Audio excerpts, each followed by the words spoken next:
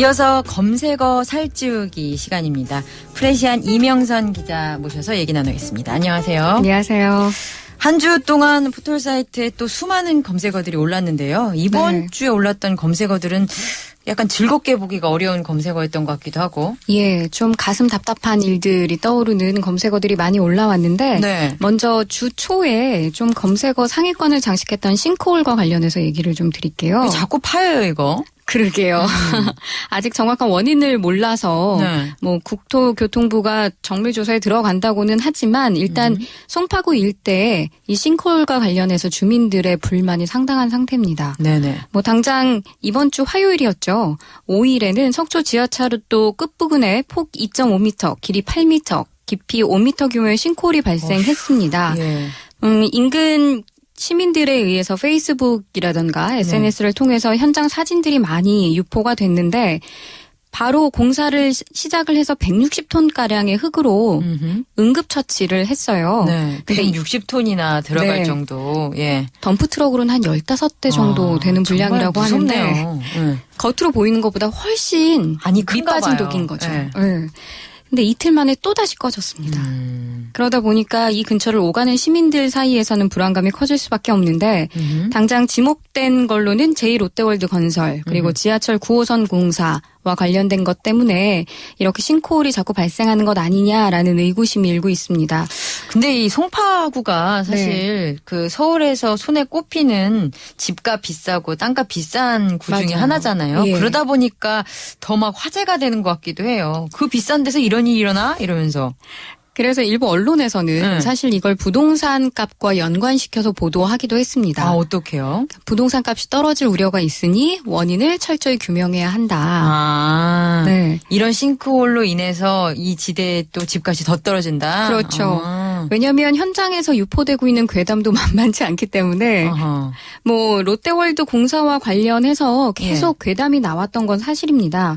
이 롯데월드 자체가 123층짜리 전 세계 10위 안에 드는 초고층 건물을 짓겠다. 그랬죠. 예, 선포를 하고 이명박 정권 당시에도 이 공중 높이 얼마큼 올리느냐에 따라서 성남 약간 공항으로 이동하는 군사적인 문제가 이슈가 됐었죠. 네, 그게 그렇습니다. 군 관련 비행기가 거기서 너무 높은 것을 만나면 안 되는데 그게 확보가 안 된다. 그래서 일부러 거기 높이 제한이 있었는데 롯데월드 얘기를 하면서 그걸 풀어줬었잖아요. 비행 경로를 수정하기까지 했으니까. 지금 현재 70%의 공정률을 보이고 있다고는 하는데 계속 문제가 발생하니까 이런 괴담들이 나오고 있습니다. 뭐 당장 작년 10월 같은 경우에는 쇠파이프가 지상으로 떨어져서 행인 한 명이 크게 다치기도 했고 또 곳곳에서 인부들이 사망을 하는가 하면 5명이 부상하는 사고 등등도 심심치 않게 그러니까 잊을만 하면 제2롯데월드 공사 현장에 사고가 끊이지 않고 있습니다. 그렇군요. 이런 괴담 끝에 나오는 게 계속 안전불감증 또는 안전에 대한 우려, 안전사고에 대한 노출 그래서 우리 동네, 우리 지역이 점점 불안해지고 있다. 불안 사회로의 초조감이 확산되고 있는 모양새입니다. 그러게요. 지금 보면 이게 아까 말씀하셨듯이 싱크홀이 제2롯데월드에 의한 것이다라는 증거는 아직 없죠. 없습니다. 하지만 예. 그럼에도 불구하고 이제 안전 문제에 대한 우리 사회의 어떤 모습을 싱크홀로 이렇게 보여주는 게 아니냐 하는 생각까지 들 정도입니다. 뭐 또 하나 괴담을 좀 꼽아보자면 또 있어요? 네. 인근 석촌호수의 수면이 자꾸 낮아지고 있어요. 그러니까 물이 줄어들고 있다는 거죠. 그 물은 어디로 가는 것일까요? 의문입니다. 도대체 싱크홀로 퍼부은 흙도 없어지고 인근 호수에 물도 없어지고 어딘가는 그럼 그 물이 흘러서 집안이 약해지고 있을 텐데. 원인이 될 수 있다는 거죠. 그래서 건축 관련 학자들 사이에서도 말이 좀 분불명하긴 하지만 일단 국토해양부가 관련 회의를 12일 날 한다고 하니까 네. 지켜볼 필요는 있습니다. 다만 이 문제 자체를 부동산 가격과 관련해서 푼다고 하거나 아니면 우려의 시각에 있어서 어떤 대규모 재벌과 관련된 특혜 의혹 등등에 관한 것들을 좀 더 명확히 해야 되지 않을까. 그렇죠. 그다음에 제2롯데월드가 얼마나 높아요. 거기서 사고 나면 끝인데 제대로 해야 됩니다. 네. 자, 그다음에 명량 보죠. 저 지난주에도 명량에 대해서 되게 많은 얘기를 했거든요. 리더십 예. 부분에 관해서. 그런데 이제 주말이 지나면 1,000만 관객 돌파 최단 기록을 세울 것 같다고 하는데요. 네. 이 명량이 우리가 또 그냥 넘길 수가 없는 게 우리 광화문에 또 이순신 동상 있잖아요. 오늘도 거기서 그 앞에서 얘기가 있었더라고요. 현재 상태는요. 세월호 유가족들이 오늘로 27일째입니다. 단식 농성을 계속 하고 있는 곳이기도 하고요. 예. 그리고 세월호 특별법 통과를 위해서. 네, 또 이번 주에 세월호 특별법이 유가족의 원한대로 통과되지 않은 것과 관련해서 좀 민심이 요동치고 있기도 해서 네. 정치권에 대한 성토가 높아지고 있잖아요. 그래서 더더군다나 이 명랑과 관련된 그리고 이순신 동상 세월호 유가족까지 이어지는 일련의 흐름들이 단순히 영화 흥행 최고 기록 갱신이라고만 볼 수 없는 이유이기도 합니다. 네네. 사실 이 광화문에 세워진 충무공 이순신 장군 동상 같은 경우는 박정희 정부 시대 때 만들어진 거예요. 당시에 이제 서울대 미술대 조속과 교수, 지금 현재 우리나라에 남아있는 많은 동상들을 직접 조각하고 만든 김세중이라는 작가가 제작한 청동상인데 네. 밑에서 올려다 볼 때도 그 위험이 대단하잖아요. 예. 칼 길이만 197cm에 이릅니다. 오, 그래요? 네. 뭐 당시에 들리는 풍문에 따르면 웬만한 남자 키보다 크단 말이에요? 그렇게 컸어요?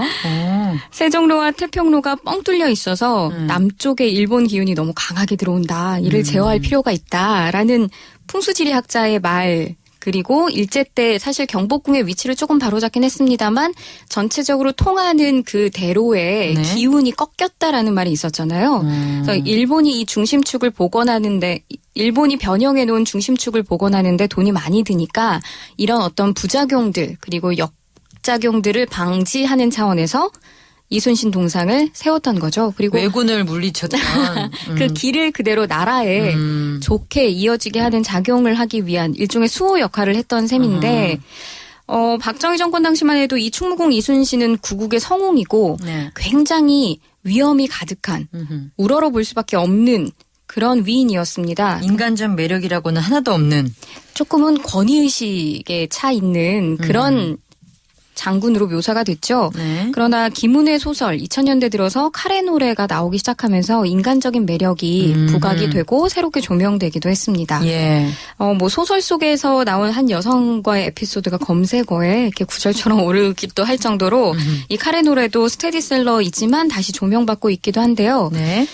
지난 6일이었죠. 최근에 또 박근혜 대통령도 이 명랑 관람 대열에 합류했습니다. 예. 정권 차원에서도 그렇지만 신에게 아직 12척의 배가 남아있다라는 이순신 장군의 명언을 계속 어떤 위기 상황 극복의 하나의 수단으로 이용을 했기 때문에 어떻게 보면 박근혜 대통령과 이 명량이라는 영화는 뗄래야 뗄 수 없는 또 측면이 있지만 다른 한편으로 앞서 말씀하신 것처럼 현재 세월호 유가족 단식 농성장이 바로 이순신 장군 발치에서 이루어지고 있다는 걸 보면 달리 생각해 볼 구석이 있습니다.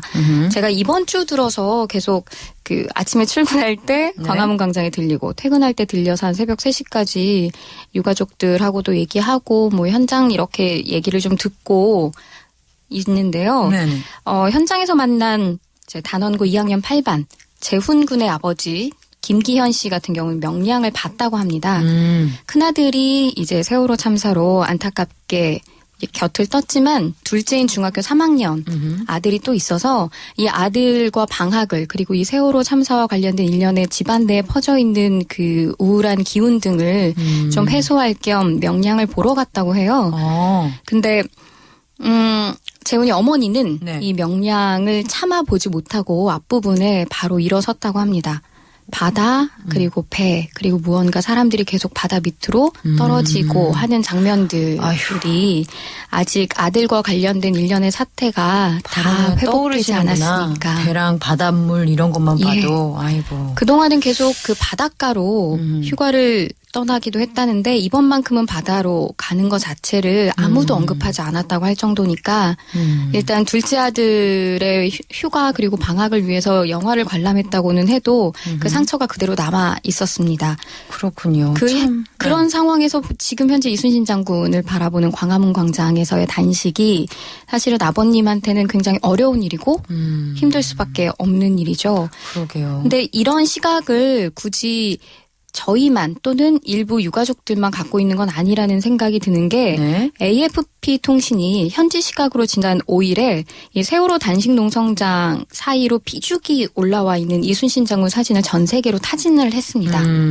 그 이유는 가족들이 단식 농성을 하고 있는 것, 그리고 300명이 넘은 희생자를 낳은 참극에 대한 단식 농성이기 때문에 이곳이 더욱더 상징되는 바가 크다라는 건데요. 네. 특히 이제 곧 프란치스코 교황이 오잖아요. 예. 프란치스코 교황이 오면 가장 큰 행사 중에 하나가 관련되어 있는 그 성인들의 미사입니다. 이 성인 미사가 사실 교황 일정의 가장 하이라이트거든요. 네. 이 행사 자체를 오는 16일 광화문 광장에서 엽니다. 그러면은 지금 계신 유가족들은 어떻게 되는 거예요? 그게 바로 이번 세월호 특별법과 관련된 정치권의 논란이 빨리 처리될 수밖에 없었다는 배경으로 꼽히는 이유이기도 합니다. 국회에서 그게 처리가 돼야 유가족들이 거기에서 이제 비켜날 것이고 그러면은 교황이 오는 어떤 행사를 무리 없이 치를 수 있을 것이다 이런 시나리오라는 거죠. 네, 맞습니다. 그러다 보니 당연히 유가족들은 더 열받을 착잡하죠. 수밖에 없죠. 예.